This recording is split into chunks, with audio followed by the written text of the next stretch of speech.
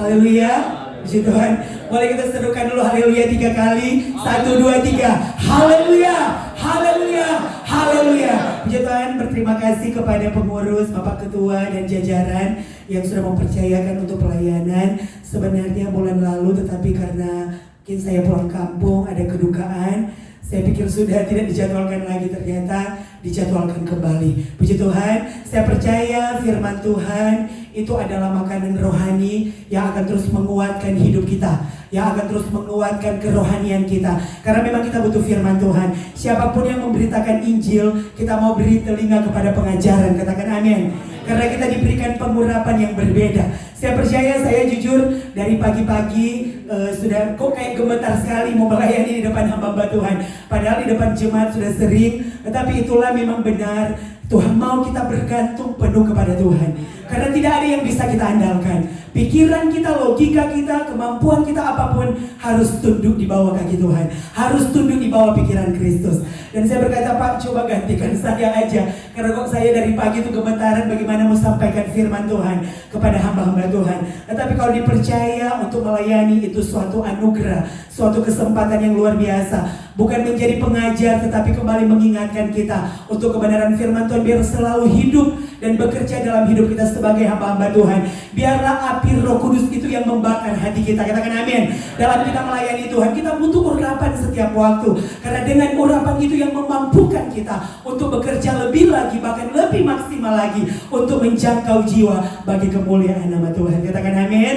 Haleluya. Kayaknya tegang semua ya, saya juga jadi tegang di depan. Tapi saya percaya ketika Roh Kudus bekerja, akan ada sesuatu yang Roh Kudus akan sampaikan bagi kita untuk benar-benar kita mau kembali kepada kasih yang mula-mula. Waktu dulu bulan lalu saya berkata waktu dipercayakan untuk melayani Tuhan, apa firman Tuhan yang menyangkut dengan kasih? Karena ini tokoh wanita di dalam Alkitab yang harus kita angkat. Tetapi kemarin waktu saya baca ketika buka Facebook, ada satu teman berstatus bahwa karena kasih yang memampukan dia untuk memberikan pengampunan.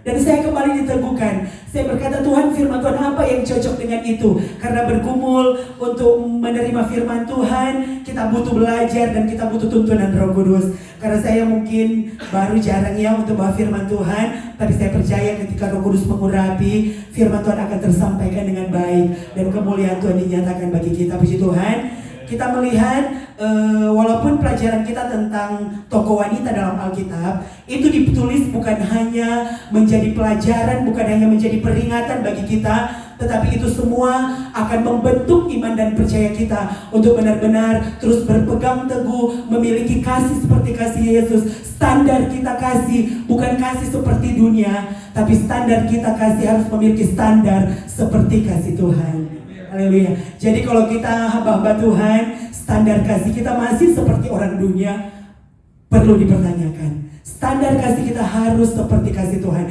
Kasih Tuhan itu adalah kasih tanpa batas, kasih tanpa syarat, tanpa kasih tanpa kalau saya mengasihi kamu harus mengasihi. Tapi standar kasih Tuhan mengasihi tanpa batas dan mengasihi tanpa syarat. Haleluya. Jadi menjadi pelajaran bagi kita, peringatan buat kita semua sebagai gereja Tuhan, walaupun tokoh wanita yang akan nanti diangkat menjadi pelajaran berharga bagi kita sebagai mempelai Kristus. Kita mempelai Kristus sebagai pemberita Injil, sebagai ambasador-ambasadornya Tuhan, sebagai duta-duta kerajaan untuk kita terus mempertahankan iman dan percaya kita kepada Tuhan. Penyembahan itu adalah meletakkan Tuhan di atas segala-galanya. Kita penyembahan tadi, makanya saya menghimbau bagi kita hamba-hamba Tuhan. Kadang-kala ketika kita dipercaya baru kita mau bersemangat memuji dan menyembah Tuhan. Kalau kita di tempat duduk, kita tidak mau sama orang yang bilang cuma bikin onde-onde. Tetapi kalau kita dipercaya baru kita mau melompat. Sebenarnya penyembahan yang benar, yang menyembah Roh dalam kebenaran, dalam situasi apapun tidak tergoyahkan. Melayani ataupun tidak melayani, gaya penyembahanmu tetap sama. Katakan amin. Jangan sampai baru dipercayakan sudah, tapi kalau cuma mau duduk, apalagi yang membawakan firman atau pujian, mungkin pujiannya kurang tahu, belum handal di dalam memimpin pujian atau belum handal sampaikan firman. Tapi kita percaya, saya percaya kita semua adalah hamba-hamba Tuhan. Katakan amin. Yang mau juga mendengar firman Tuhan. Karena firman Tuhan itu akan hidup bekerja. Dan firman Tuhan itu bukan hanya menjadi logos. Firman Tuhan itu harus merema di hati kita. Supaya kita benar-benar menjadi pelaku firman. Karena kebanyakan kita hamba-hamba Tuhan banyak Tetapi sesungguhnya kita tidak ada dalam kasih yang sesungguhnya. Oleh sebab itu ketika kita berdiri sampaikan firman kepada jemaat. Kenapa saya seringkali lihat di WA, baik WA apa, GPDI kok saling gontok-gontokan hamba Tuhan. Di mana kasih yang kita sampaikan kepada anak-anak Tuhan, kepada murid-murid Tuhan? Kalau kita sebagai seorang hamba Tuhan tidak ada persatuan, tidak ada kesehatian, tidak ada kesatuan. Oleh sebab itu kita harus bersatu. Kita sebagai tubuh Kristus tidak ada yang lebih, tidak ada yang lebih baik, tidak ada yang lebih pintar. Kita semua hanya pekerja Tuhan. Bayangkan ada firman Tuhan katakan, kita hamba yang tidak berguna. Kalau kita menyadari kita adalah hamba yang tidak berguna, saya percaya kita memiliki kerendahan hati seperti Yesus. Katakan amin. Harus memiliki kerendahan hati, karena saya percaya bersama dengan Tuhan, Tuhan akan membawa kita dari kemuliaan kepada kemuliaan. Banyak hal yang Tuhan perhadapkan, tapi percaya setiap janji firman Tuhan itu ya dan amin. Katakan amin. Itu tidak akan pernah sia-sia, puji Tuhan. Jadi kita harus mempertahankan iman kita, mempertahankan kasih kita, mempertahankan cinta kita, mempertahankan semangat kita sampai ajal menjemput kita. Boleh katakan amin? Haleluya. Tidak akan tergoyahkan oleh apapun. Sampai kita menutup mata, kita terus berkomitmen berkata, melayani, mengasihimu, mengiringmu seumur hidupku. Janjimu kan tetap ku pegang teguh, sampai ku dapat mahkota janji Tuhan kita akan pegang teguh sampai kita dapat mahkota kehidupan yang Tuhan sudah janjikan bagi setiap kita, hamba-hamba Tuhan. Haleluya, puji Tuhan. Kita harus berkomitmen untuk berkata melayani dan mengasihi Tuhan, ya. Biarlah gambaran Kristus terlihat jelas ada dalam hidup kita sebagai hamba-hamba Tuhan. Dan biarlah gambaran Kristus tidak seperti bayang-bayang orang melihat ada dalam kita. Karena Rasul Paulus berkata bahwa kita adalah surat-surat terbuka bagi siapapun yang melihat kita. Bukan hanya bagi jiwa di luar sana, tapi bagi setiap hamba-hamba Tuhan. Katakan amin. Kita kadang-kadang kita berkata harus jadi surat terbuka di luar, tapi kita tidak jadi surat terbuka bagi setiap hamba-hamba Tuhan. Jadi kita harus menjadi surat-surat terbuka. Karena di situ dikatakan itu di dalam Timotius, di dalam Korintus, ya, di dalam Korintus bahwa surat-surat terbuka itu yang dapat dibaca oleh semua orang, ya. Sebelum saya masuk ya di yang saya mau angkat tentang Maria, ya. Yaitu di dalam 2 Korintus 3 ayat 2 sampai 3. Bahwa kita adalah surat-surat terbuka yang dapat dibaca oleh semua orang. Kita adalah surat Kristus yang ditulis bukan dengan tinta di dalam Korintus itu, tetapi dengan Roh Allah yang hidup. Itu di dalam Korintus. Bukan pada loloh batu, melainkan pada loloh daging, yaitu di dalam hati manusia. Jadi kita surat-surat terbuka yang mampu dibaca oleh semua orang. Bukan hanya jiwa-jiwa yang belum mengenal Kristus atau anak-anak Tuhan yang kita layani, tapi bagi setiap hamba-hamba Tuhan, kita harus menjadi surat-surat yang terbuka. Baik perkataanmu, baik perbuatanmu, baik tingkah lakumu. Katakan amin. Sehingga orang melihat memuliakan Tuhan. Jangan sampai kita hamba-hamba Tuhan masih mengeluarkan perkataan yang tidak sesuai dengan firman, sehingga orang melihat apa kata surga, bukan apalagi kata dunia. Karena kita ambasadornya Tuhan, duta-duta kerajaan surga. Kita harus memiliki perilaku seperti perilaku Kristus, karena kita surat yang terbuka. Saya menyadari saya pun belum sempurna sampai di level itu, tetapi saya mau belajar tunduk. Ketika firman Tuhan itu datang menerpa, menimpa, belajar tunduk kepada Roh Kudus. Memang benar saya akui Tuhan, saya adalah surat yang terbuka. Kita ada gesekan sesama hamba Tuhan, karena Amsal berkata besi menajamkan besi, orang menajamkan sesama. Tetapi kita harus memiliki kedewasaan rohani. Kadang-kadang kita melihat jemaat yang lebih dewasa daripada hamba Tuhan. Hamba Tuhan, jemaat berkata begini, hamba Tuhan itu adalah hamba yang sudah selesai dengan dirinya. Memang mungkin berat, tapi itu sudah panggilan. Hamba yang sudah harus selesai dengan dirinya. Masalah tentang perselisihan, masalah tentang iri hati, Sudah sebenarnya tidak ada lagi bagi kita hamba Tuhan. Karena kita sudah di level duta-duta kerajaan sorga, pembawa-pembawa berita Injil kerajaan sorga. Apa yang kita mau sampaikan kepada jemaat, puji Tuhan. Tidak mengapa saya mengangkat khotbah tentang wanita, itu tentang Maria. Maria adalah seorang tokoh wanita di dalam perjanjian baru. Boleh kita buka firman Tuhan di dalam Lukas pasalnya yang ke-10 ayat 38 sampai ayatnya yang ke-42. Untuk menghormati firman Tuhan bisa kita bangkit berdiri semua. Haleluya. Kita baca bergantian, saya ayat yang ke-38 gantian sampai ayat 42. Yang sudah dapat boleh katakan amin. Amin. Yang sudah dapat boleh katakan amin. Amin. Haleluya. Saya ayat yang ke-38, Maria dan Marta. Ketika Yesus dan murid-muridnya dalam perjalanan, tibalah dia di sebuah kampung. Seorang perempuan yang bernama Marta menerima dia di rumahnya. 39.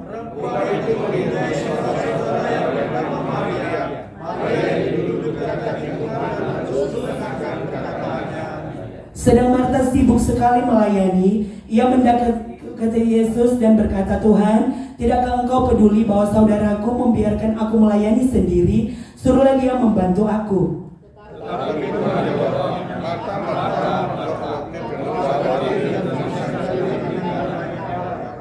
42 sama-sama, 2, 3. Tetapi hanya satu saja yang perlu. Maria telah memilih bagian yang terbaik yang tidak akan pernah diambil.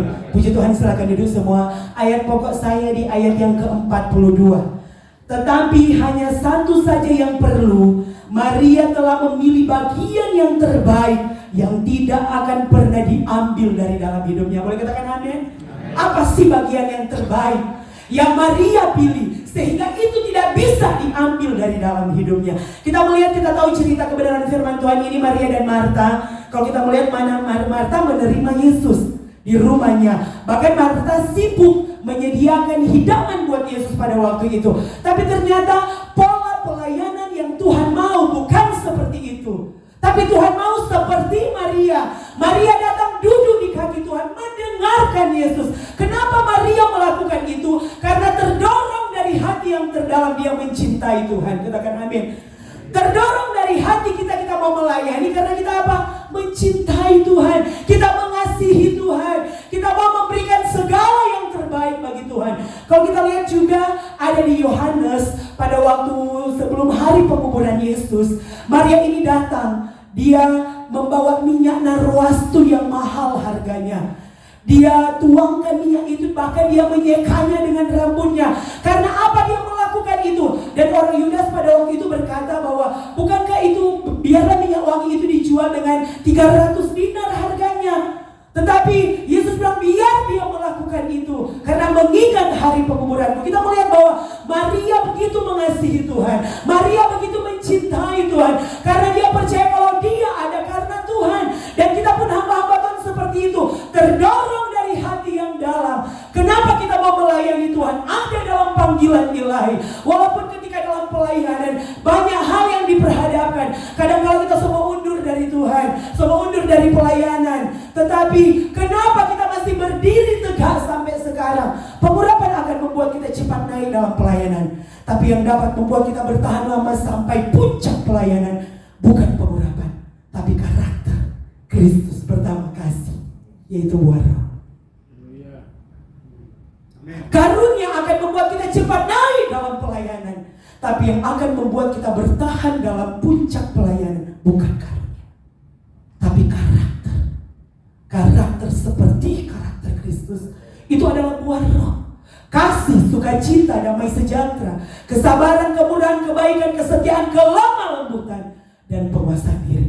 Biarlah kita hamba-hamba Tuhan memiliki karakter seperti karakter Kristus itu. 9 buah roh itu adalah karakter Kristus. Jadi karunia dan pengurapan akan membuat kita cepat naik. Tapi yang membuat kita bertahan dalam puncak pelayanan bukan itu, tapi karakter seperti karakter. Kita melihat banyak orang memiliki karunia, tetapi ketika banyak kesaksian di mimbar luar biasa, tapi ketika bersalaman dengan jemaat kadang-kala tangannya, mukanya nggak mau lihat. Orang yang memiliki karunia yang Yesus berikan pasti hatinya harus sama seperti Yesus.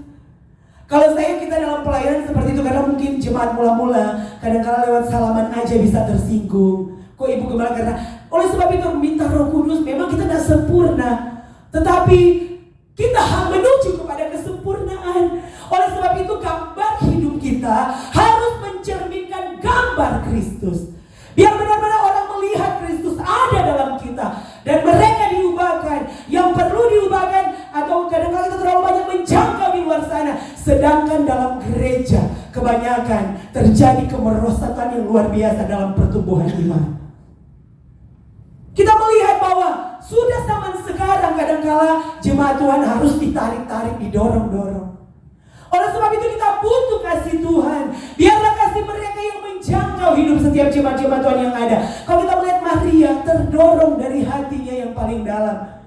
Dia menyembah, di situ dikatakan di ayat, dan sedang Marta sibuk 40 melayani sedang Yesus berkata, Tuhan, tidakkah engkau peduli saudaraku membiarkan aku melayani seorang diri? Suruhlah dia membantu aku. Karena di ayat 39 perempuan itu mempunyai seorang saudari yang bernama Maria.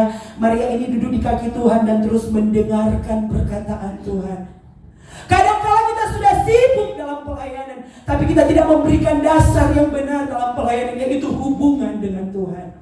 Kita harus memiliki hubungan yang intim, ada kebersamaan dengan Tuhan dalam situasi apapun. Prioritas kita harus tahu, Tuhan bukan pelayanan. Tuhan itu adalah hubungan. Tuhan itu ada keintiman kita dengan Dia. Kedua, keluarga. Kalau mau hubungan kita dengan keluarga luar biasa, harus memiliki keintiman dengan Tuhan. Amin. Baru itu pelayanan. Jadi kita harus tahu Tuhan, keluarga. Jangan sampai keluarga kita sudah bagaimana rupa. Saya pun menyadari kami melewati bukan tidak dalam proses dalam rumah tangga, tapi mau berubah dan dibentuk oleh Tuhan. Menjadi bejana yang indah tidak gampang. Diproses begitu rupa oleh Tuhan untuk benar-benar menjadi bejana yang indah, yang siap dipakai oleh Tuhan. Katakan amin. Saya jujur bukan siapa-siapa, cuma berserah penuh ke Tuhan. Tidak pintar berbicara waktu sekolah kita, tapi memang benar Roh Kudus itu adalah guru terbesar kita, yang mampu mengajarkan banyak hal. Sebenarnya kalau mau sekolah pun bisa, tetapi karena memang kondisi mau sekolah, ada sekolah kita. Saya jujur baru tingkat 1 di GPDI. Ada saya lihat bukan tingkat 2. Kapan dulu waktu berapa tahun lalu sebelum itu saya pingin ke Beji, tapi sini sudah ada. Saya baru tingkat 1 di GPDI. Tapi saya percaya Yesus itu, Roh Kudus itu adalah guru terbesar. Katakan, yang akan mengajarkan kita banyak hal. Haleluya. Kadang-kala mungkin istri berpanutan ke suami, ajarkan kita bagaimana kamu sebagai seorang hamba Tuhan. Saya bilang jangan melihat itu, lihat kepada Yesus. Kalau mau lihat kepada pasangan suami istri pasti akan kecewa. Kalau melihat ke Tuhan, pandangan kita ke Tuhan tidak akan pernah kecewa. Kadang-kala kita ke pelayanan ke sana kemari, tapi rumah tangga kita tidak jaga. Haleluya. Karena kita sudah alami ya, sudah waktu anak masih kecil. Untuk sekarang dalam rumah tangga berproses. Kan Pak Ketua, Ibu Ketua, nah mungkin sampai sekarang sudah umur sama paling umur pernikahan paling lama.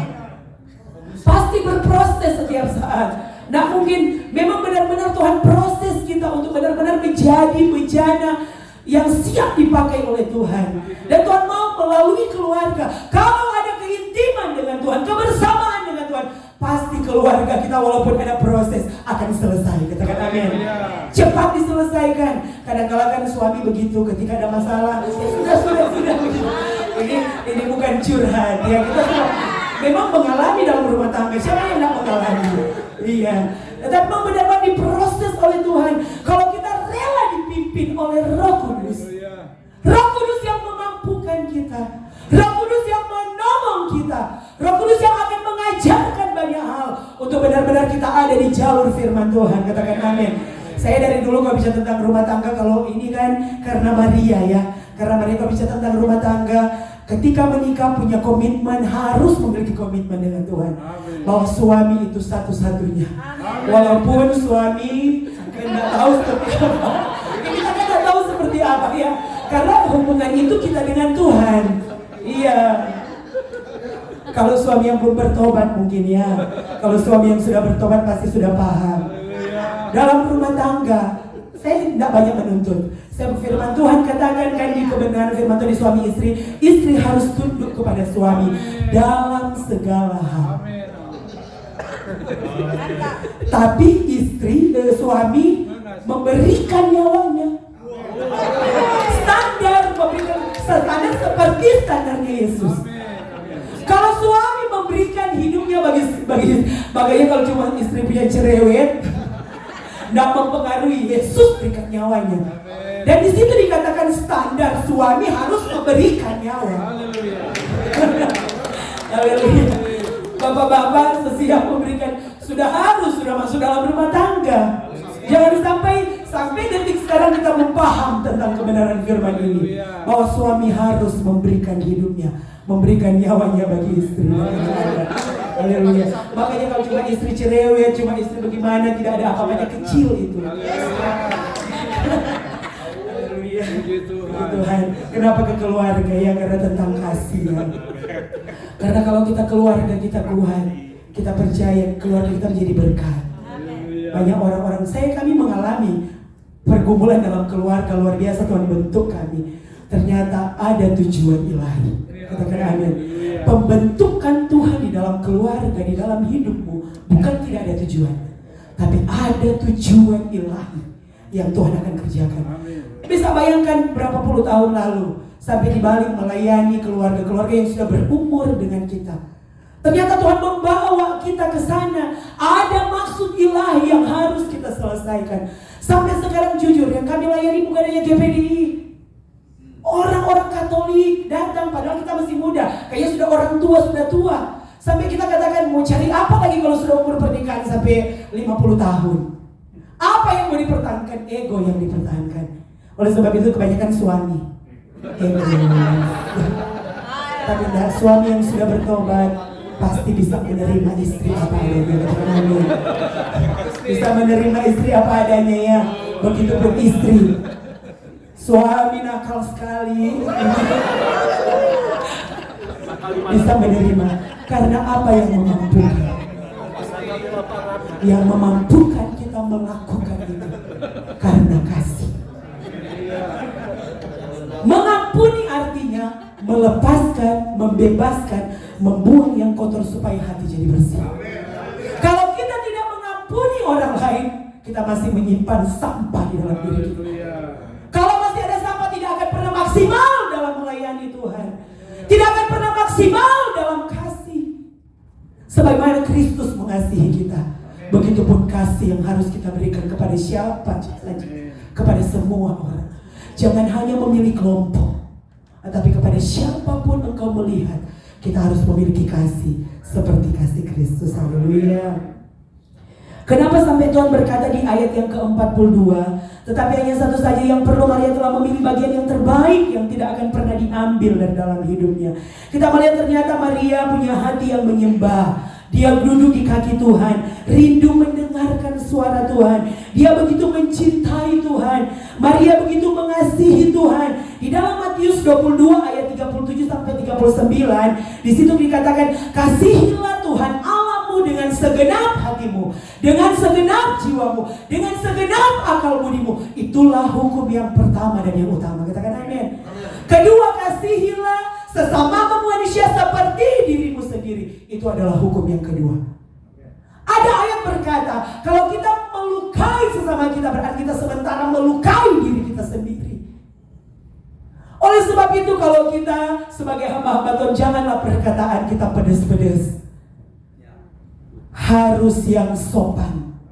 Seorang hamba Tuhan yang dituntun oleh Roh Kudus, perkataannya, tingkah lakunya mencerminkan Kristus. Amin. Sehingga tidak ada lagi yang pedas-pedas.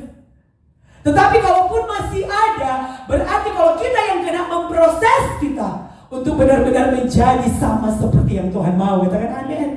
Tidak mudah dan tidak gampang. Kadang-kadang kita, aduh ibu saya punya perkataan, aduh bapak saya punya perkataan. Tapi kadang-kadang itu memproses kita dan membentuk kita untuk benar-benar kita memiliki kasih seperti kasih Tuhan. Haleluya. Sehingga tidak mau, Maria ini kalau kita lihat dia dulu di kaki Tuhan, dia tidak mau melewatkan detik demi detik bersama dengan Tuhan, apakah itu masih ada cinta itu dan kasih itu di hati kita kepada Tuhan? Tuhan mau kita kembali kepada kasih yang mula-mula. Karena di Wahyu pasalnya yang kedua kita melihat jemaat yang ada di Efesus dikatakan kaki tiang mereka akan diangkat.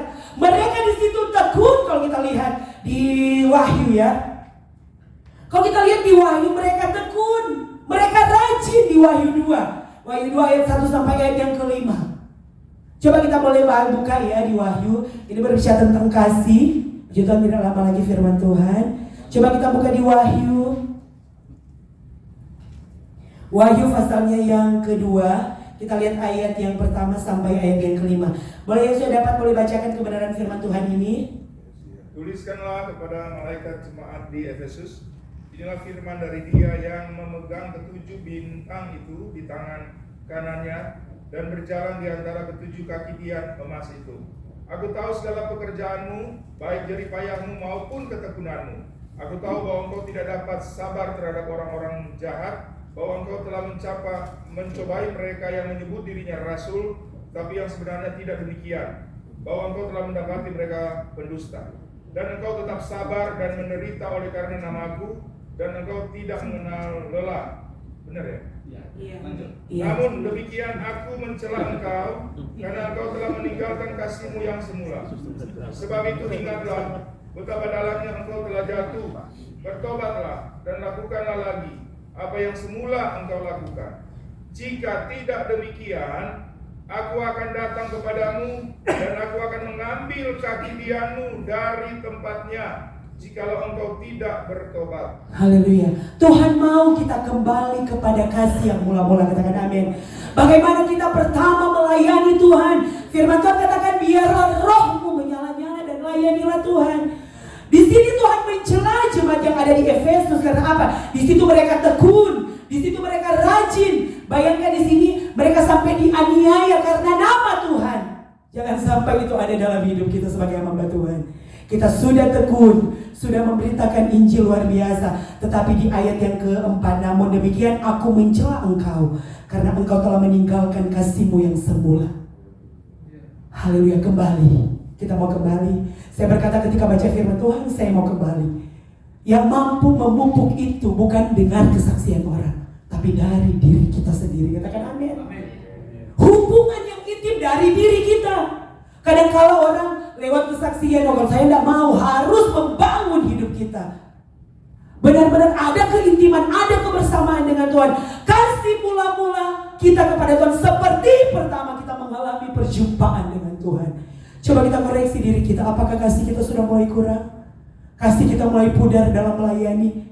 Kadang kala mungkin lewat pergumulan, lewat ujian itu membuat. Tetapi Tuhan mau kembali mengingatkan kita lewat Wahyu, lewat Maria di dalam tokoh Alkitab, bagaimana dia mengasihi Tuhan, bagaimana dia mencintai Tuhan. Di ayat yang kelima di Wahyu, sebab itu ingatlah betapa dalamnya engkau telah jatuh. Kadang kala kita tidak tahu kalau kita sudah jatuh.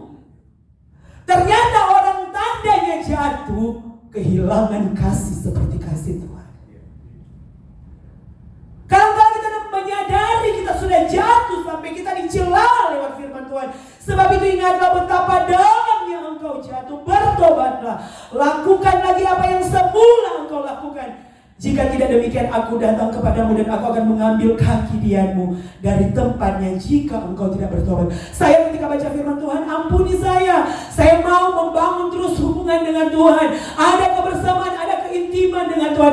Biarlah kasih mula-mula itu terus ada bagi saya. Oleh sebab itu biarlah Roh Kudus yang mencharge hidup saya untuk benar-benar terus memunculkan kasih seperti semula-mula aku mengalami perjumpaan dengan Tuhan. Haleluya, puji Tuhan. Biar kita kembali kepada kasih yang mula-mula. Bagaimana pengalaman perjumpaan dengan Tuhan. Saya tanamkan dalam diri saya. Mau saya tidak pelayanan, mau saya cuma duduk aja di gereja pun seperti itu, penyembahan saya tidak akan pernah berubah. Kadang kalau mungkin cuma berkata, Bu, kenapa ibu ketika penyembahan menangis? Itu bukan menangis saya sendiri. Kalau dulu mungkin kita ada di level itu, tapi ketika Roh Kudus membawa, itu bukan lagi seperti itu. Karena memang tidak terkatakan, tidak terbayangkan anugerah keselamatan yang Tuhan sudah beri. Siapakah kita ini sehingga Tuhan memakai kita? Kita hamba yang tidak berguna, kata firman Tuhan. Tetapi kita diangkat dari lumpur dosa untuk menjadi pemberita-pemberita Injil. Oleh sebab itu bawalah Injil. Jangan melihat rupa, jangan melihat suku, jangan melihat dia berduit atau tidak. Lakukan bagianmu. Yang tidak mampu kau lakukan itu adalah bagian Tuhan. Kita melakukan bagian kita tabur terus Injil firman Tuhan, tabur terus kasih kepada mereka. Kita percaya Paulus menanam, Apolos yang menyiram, yang memberi pertumbuhan bukan kita. Katakan amin. Yang memberi pertumbuhan adalah siapa? Tuhan Yesus Kristus. Puji Tuhan. Satu ayat lagi sebentar. Kita buka di dalam 1 Korintus pasalnya yang ke-13. 1 Korintus pasalnya yang ke-13 kita lihat. Ini tentang kasih. Tidak lari dari firman Tuhan. Haleluya. 1 Korintus 13 mungkin saya hanya bacakan saja. Kita lihat ayat pertama sampai saya bacakannya. Ini banyak sampai ke-13, sebenarnya ayat pokoknya di ayat yang ke-13. Di 1 Korintus ini mengenai kasih ya. Mengenai kasih, jadi Tuhan mau bagi kita memberikan kasih yang tanpa syarat dan tanpa batas. Saya baca ayat pertama. Sekalipun aku dapat berkata-kata dengan sebuah bahasa manusia dan bahasa malaikat, tetapi jika aku tidak mempunyai kasih, aku sama dengan gong yang berkumandang dan canang yang gemerincing. Bayangkan, sekalipun kita bisa berbahasa malaikat dan bahasa manusia, kalau kita tidak memiliki kasih, kita dikatakan kosong. 2. Sekalipun aku mempunyai karunia untuk bernubuat dan aku mengetahui segala rahasia yang dimiliki seluruh pengetahuan, sekalipun aku memiliki iman yang sempurna untuk memindahkan gunung, tapi jika aku tidak mempunyai kasih, aku sama sekali tidak berguna. Bayangkan, memindahkan gunung, iman yang seperti apa ini? Tapi kalau tidak punya kasih, kita sampai tidak berguna. 3. Dan sekalipun aku membagi-bagikan segala sesuatu yang ada padaku, bahkan menyerahkan tubuhku untuk dibakar, tetapi jika aku tidak mempunyai kasih, sekalipun tidak ada faedahnya. Bayangkan kita punya harta kekayaan, kita berikan kepada orang, sekalipun juga tubuh kita bakar buat orang lain. Kalau kita tidak punya kasih, standarnya bukan kasih dunia, standarnya kasih Tuhan. Kalau kita masih memiliki standar seperti standar kasih manusia, ternyata kita belum di sini. Sekalipun aku ayat yang keempat, kasih itu sabar, kasih itu murah hati, dia tidak cemburu, dia tidak memegahkan diri dan tidak sombong, dia tidak sombong. Kasih itu sabar. Mau sabar hamba Tuhan antara satu dengan yang lain. Kita ada di dalam komunitas ini saling berproses pasti, tapi Tuhan mau biarlah kesabaran itu, karena itu adalah buah roh. Ia tidak melakukan yang tidak sopan dan tidak mencari keuntungan diri sendiri. Ia tidak pemarah dan tidak menyimpan kesalahan orang lain. Adakah yang masih disimpan? Mungkin ketika ditegur oleh pengurus, ada tersimpan di hati. Tuhan mau jangan menyimpan apapun. Ia tidak bersukacita karena ketidakadilan. Dia tidak bersukacita karena ia bersukacita karena kebenaran. Ia menutupi segala sesuatu, percaya segala sesuatu, mengharapkan segala sesuatu, sabar menanggung segala sesuatu. Kasih itu tidak berkesudahan. Nubuat akan berakhir, bahasa roh akan berhenti, pengetahuan akan lenyap, sebab pengetahuan kita tidak lengkap dan nubuatan kita tidak sempurna.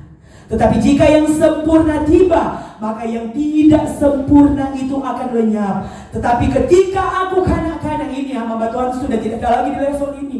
Tapi kenapa ini ditulis? Karena ini karunia-karunia yang dari atas pertama. Berarti para pemberita Injil. Kita lihat, ketika aku kanak-kanak, aku berkata seperti kanak-kanak, aku merasa seperti kanak-kanak, aku berpikir seperti kanak-kanak. Sekarang aku sudah menjadi dewasa. Aku meninggalkan sifat kanak-kanak itu. Ini kita hamba Tuhan harus meninggalkan sifat kanak-kanak. Karena sekarang kita melihat dalam cermin suatu gambaran yang samar-samar, tetapi nanti kita akan melihat muka dengan muka. Sekarang aku hanya mengenal dan tidak sempurna, tetapi nanti aku akan mengenal dengan sempurna seperti aku sendiri dikenal. Ayat yang ke-13, demikianlah tinggal ketiga hal ini. Boleh sama-sama ucapkan, yaitu iman, dan yang paling besar di antara. Boleh berikan kemuliaan bagi Tuhan. Ternyata kasih itu luar biasa. Kembali kita kepada kasih mula-mula. Katakan amin. Tuhan mau kita kembali. Bagaimana kecintaan kita. Seperti Maria ini, bayangkan. Dia mencintai Tuhan, dia mengasihi Tuhan. Bahkan saudaranya sudah ngomel-ngomel, tetap dia duduk di kaki Tuhan. Karena benar-benar kasih dia kepada Tuhan adalah kasih yang luar biasa. Karena Tuhan sudah memberikan kasihnya yang sempurna. Oleh sebab itu Maria tidak mau melewatkan waktu bersama dengan Tuhan. Ketika Tuhan datang waktu sebelum penguburannya. Dan ini ketika juga Tuhan datang ini tentang Maria dan Marta, tetap gaya Maria tetap sama. Dan Tuhan mau bagi kita tetap menjadi kita anak-anak Tuhan, terus menjadi penyembah-penyembah yang benar. Apapun situasi, kita letakkan Tuhan di atas segala-galanya. Dan biarlah kasih Kristus yang melingkupi hidup kita. Boleh katakan amin. Guna apa kita punya karunia? Nubuat akan berakhir, bahasa roh akan berhenti, tetapi kasih tidak pernah berkesudahan. Yang harus kita kejar sebagai seorang hamba Tuhan adalah kasih. Kembali kepada kasih mula-mula. Jangan sampai Tuhan mencela kita. Dia mencela karena kita telah meninggalkan kasih yang mula-mula. Jangan sampai kaki dia kita diambil oleh Tuhan tanpa kita sadar. Sehingga pelayanan kita tidak maksimal dan tidak berdampak. Kita mau benar-benar bahwa gereja itu ada di Gunung Sion. Orang melihat gereja ada solusi. Orang melihat gereja ada perkara besar terjadi. Kadang-kadang kita persulit lewat, memang gereja memang harus orang melihat, memang gereja itu harus ada di gunung. Sehingga benar-benar orang melihat ketika mereka datang, mereka dahaga, mereka haus, mereka lapar. Mereka menikmati sesuatu pekerjaan Roh Kudus. Mereka menikmati firman yang hidup. Jujur kami di Abdiel jarang khotbah tentang berkat. Karena memang Pak Gembala kasih tanam untuk pengajaran bagi mereka. Karena berkat pasti sudah mengikuti pengajaran firman. Karena kalau kita tanamkan pengajaran firman, mereka akan bertumbuh dengan sendirinya. Jarang jujur pasti tamu yang datang baru karena memang pengajaran. Tapi saya bersyukur saya pun diproses awal dulu ya namanya kita itu, tapi luar biasa ketika Roh Kudus menuntun membawa. Banyak hal kami di pelayanan bukan tidak ada pergumulan, banyak pergumulan. Tapi saya percaya Tuhan memberikan itu di pundak saya, berarti saya mampu melewati. Pergumulan ujian itu yang engkau hadapi sekarang, kalau itu ditaruh di pundakmu, itu untuk engkau, bukan untuk orang lain. Ketika engkau berjalan dengan raja di atas segala raja itu.